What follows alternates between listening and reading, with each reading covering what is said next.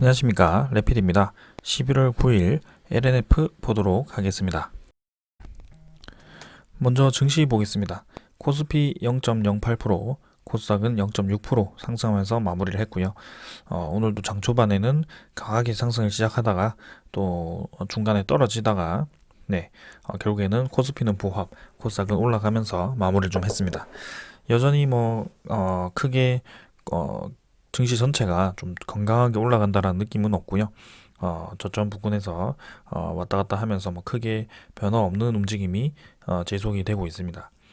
그래서 외국인 투자자가 오늘 매도를 좀 했고 기관 투자자 매수를 했고요. 반대로 코스닥은 외국인이 매수하고 기관이 좀 팔았습니다.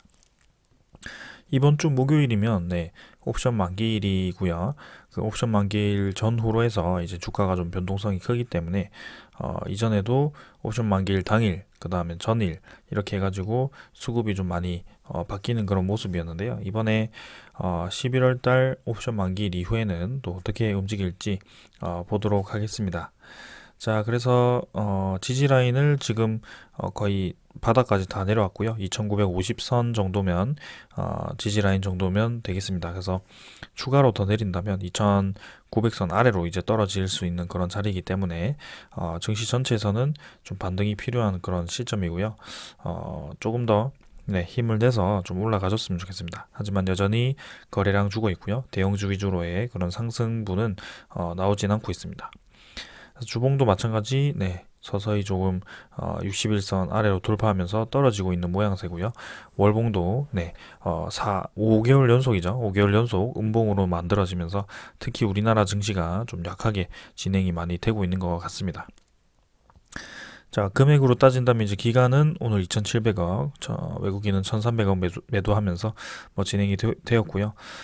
기간 매수 대부분 물량이 또 금융 투자입니다. 그래서 금융 투자는 계속 샀다가 팔았다가 전체적으로 그럼 그렇게 빠졌다가 반복을 하고요. 외국인 투자자도 마찬가지입니다. 그래서 기간 투자자, 특히 두신과 연기금은 꾸준히 이 증시에서 빠져나가고 있는 그런 모습이 지속적으로 관측이 되고 있습니다. 마찬가지로 코스닥에서도 기간은 빠져나가고 있고요. 우리나라 증시가 지금 확실히 뭔가 꾸준히 수급이 들어오는 그런 모양새가 아니고 틈만 나면 이제 좀 빠져나가는, 차익 실현을 하고 빠져나가는 그런 모습이 좀 보이고 있습니다. 그래서 상대적으로 힘이 약할 수밖에 없는 상황이고요. 관망세가 이어지고 있고 해외 증시를 보더라도 우리나라 증시가 아주 약합니다. 나스닥, 다우 같은 경우는 계속 올라가고 있는데요. 그에 비해서 우리나라 증시는 좀 약한 움직임이 보여지고 있고, 사실 일본 증시도 마찬가지입니다. 일본 증시도 낙폭을 어느 정도 회복을 한 상태이긴 한데요. 우리나라 증시는 좀처럼 이 낙폭을 회복을 하진 못하고 있습니다. 자, 또 환율 자체가 꾸준히 이제 올라가다가 한번 이제 요 어깨선 정도죠. 요 정도에서 이제 한번 저항을 받았습니다. 그래서 환율이 이제 1100 중후반대를 계속 유지를 하면서 박스권을 형성을 할 것인지 아니면 또 반등을 해서 추가적으로 더 밀어 올릴 것인지는 모르겠습니다만 일단 그래도 어느 정도는 이 환율 자체가 1200원 선을 쉽게 넘어가진 않겠다. 그런 움직임이 조금은 보이고 있네요. 그래서 이렇게 환율이 어느 정도 안정화가 된다면 증시도 안정화가 될 거고요. 거기에 대해서 시간이 조금 더 필요해 보입니다. 그래서 이번 옵션 만기일 전후로 해서 주가가 어떻게 움직이는지 좀 봐도 좋을 것 같습니다. 자, 그 다음에는 채권 금리고요. 미국 10년물 채권 금리 1.46%로 고점 찍고 이제 조금씩 내려가고 있습니다. 그래서 증시 전체에는 부담스럽지 않은 가격대를 형성을 하고 있고요. 여기서 좀 더 내려간다면 이제 아무래도 금리 인상에 대한 압박이 좀 이제 사그라들지 않을까 그런 생각을 하고 있습니다. 그래서 이 국채금리 퍼센트가 계속 올라가게 되면 기준금리가 올라와야 되는 그런 압박이 좀 나올 수 있었는데 지금은 서서히 좀 완화가 되고 있는 모습이고요. 어, 해외 선물 같은 경우도 크게 움직임 없이 지금 진행이 되고 있습니다. 그래서 지금은 우리나라 증시가 좀 반등다운 반등을 해주면 좋겠지만 좀 더 시간을 두고 보도록 하고요. 이번 주 목요일 이후에 움직임을 보겠습니다. 자, 오늘 증시는 이 정도로 보고 종목 보도록 하겠습니다. LNF 보겠습니다. 오늘 12,500원 상승해서 5.9%, 6% 가까이 상승을 했고요. 22만 2,800원으로 마무리를 했습니다. 자, 장 초반에는 조금 하락으로 시작을 했지만 좀 강하게 오늘 증시에 비해서 강하게 상승을 하면서 마무리 좀 했고요. 확실히 장 후반으로 갈수록 계속 강세가 이어지는 아주 좋은 장이 만들어졌습니다. 오늘 LNF뿐만이 아니고 비슷한 이제 양극재 관련주 아니면은 전기차 2차 전지, 배터리 관련 소재주들이 오늘 크게 상승을 좀 했고요. 에코프로비엠이라든지 첨보라든지 뭐 그런 기업들이 좀 있습니다. 그래서 LNF도 같이 동반 상승을 좀 했고요. 그 중에서는 이제 LNF가 이제는 MSCI 편입을 앞두고 있는 그런 종목이기 때문에 이번 주 금요일이 되겠습니다. 11월 12일에 확정 종목이 발표가 나고 유력한 편입 종목은 크래프톤이죠. 크래프톤, 그 다음에 LNF, 그 다음에 FNF라고 합니다. 그래서 이 세 종목에 대해서 외국인 패시브 자금이 들어올 가능성이 크고 그 중에 5월, 11월 반기 리밸런싱 때는 아주 큰 금액이 들어오게 되어 있습니다. 그래서 8월 달이라든지 뭐 2월 달에 진행하는 그런 반기 리밸런싱보다도 크게 진행되기 때문에 그 관련 종목들이 크게 올라갈 가능성이 크고요. 지금 이제 LNF는 곧 크게 상승을 저는 시작할 거라고 생각을 합니다. 11월 12일부터 적어도 이제 11월 30일까지는 큰 상승이 한번 오지 않을까. 그래서 증권사 목표가도 지금 굉장히 많이 올리고 있는 추세인데요. 그까지 한번 적어도 가지 않을까라는 생각입니다. 자, 그래서 지금 시간의 가격도 22만 4천원이고요. 좋게 진행되고 있습니다. 일봉 차트 보게 되면 이미 뭐 전 고점을 넘어섰습니다. 그래서 꼬리를 제외하고 종가 기준으로 했을 때는 고점을 넘어서면서 N자로 완벽하게 올라갔고요. 이렇게 된다면 이제 쭉쭉 올라갈 수밖에 없는 그런 차트가 기술적으로도 분석했을 때 그렇게 진행될 수밖에 없는 자리가 만들어졌다라는 겁니다. 그래서 뭐 내일 모레 추가적으로 계속해서 올라갈 것인지 아니면 여기서 한번 쉬었다 갈 것인지 모르겠지만 결국에는 11월 말까지는 지속적인 상승이 나올 가능성이 굉장히 크다라고 말씀을 드리겠습니다. 그래서 21선 올라왔고요. 지금 이제 우상향으로 다시 접어드는 그런 모습입니다.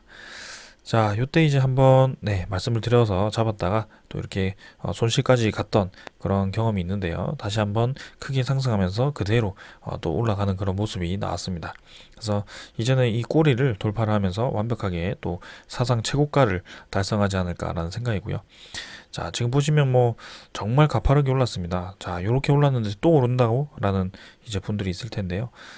지금은 분명히 핵심적인 그 포인트를 제가 집어드리고 있고요. MSCI, 그 다음에 양극재 생산 확대입니다. 네. 그래서 양극재 생산 확대에 대해서는 사실 이런 구간에서 이미 선반영이 되었을 수도 있겠지만 이 MSCI에 대해서 특별한 이벤트이기 때문에 올라갈 수밖에 없습니다. 그리고 관련주 테마들 있죠. 에코프로비엠과 첨보가 또 올라가고 있기 때문에 지금 이 양극재에 대한 인식도 더 좋다라는 겁니다. 그래서 지금 이 두 가지만 하더라도 LNF는 충분히 더 올라갈 수 있다라고 저는 생각을 하고요. 자, 11월 말 이후가 되었을 때 MSCI 편입이 뭐 패시브 자금이 끝났을 때는 또 추가적으로 더 상승을 할지 하락할지는 좀 지켜봐야 되겠습니다. 하지만 보통은 MSCI 편입 종목들은 조금은 조정을 받으면서 내려가더라고요. 네.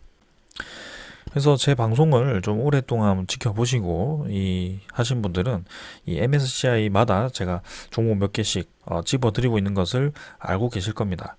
이전에는 뭐 카카오뱅크를 제가 직접 언급을 드렸었나요? 카카오뱅크도 한번 보고 있었는데요. 그때도 MSCI 관련 그런 종목도 있었고요. 그래서 이 반기 리밸런싱 때는 확실히 크다. 그때도 이제 HMM 종목이 있었는데요. HMM도 상당히 이제 큰 수익을 얻었던 경험이 있습니다. 그래서 LNF도 지금 마찬가지로 그렇게 좀 진행이 되고 있는 것 같고요. 아주 좋게 진행되고 있습니다. 자, 외국인 투자자가 이틀 팔았지만 결국에는 이제 들어오죠. 들어올 수밖에 없습니다. 지금 외국인 패시브 자금이 미리 들어와야 되거든요. 그래서 이런 식으로 외국인 투자자는 계속 매수가 들어올 겁니다. 그래서 오늘도 23만 주나 매수하면서 상당히 큰 금액 들어왔고요. 앞으로도 계속 지금 11월 말까지는 꾸준히 외국인 투자자가 매수를 할 가능성이 크다. 연기금도 들어와주고 지금 뭐 수급 자체는 굉장히 좋습니다. 자, 그 다음에는 네, LNF 이 정도로 확인하고 소식 그 목표가 소식 하나 보겠습니다. 자, 가파른 이익 성장세 목표 시총이 10조입니다. 그래서 하나금토에서 이렇게 목표가를 시가총액으로 정해서 이렇게 얘기를 했고요.